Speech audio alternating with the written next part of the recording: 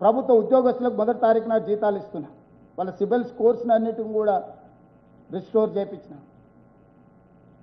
ప్రతి విషయంలో ట్రాన్స్పరెంట్గా మీకే చెప్పి పరిపాలన కొనసాగిస్తున్నాము.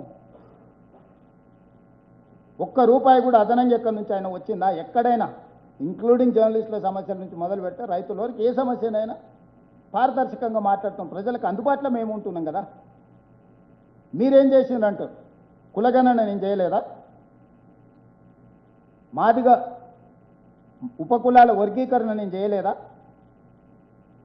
స్కిల్స్ యూనివర్సిటీ నేను చేయలేదా? స్పోర్ట్స్ యూనివర్సిటీ నేను తీసుకురాలేదా? యంగ్ ఇండియా స్కూల్స్ నేను ప్రారంభించలేదా?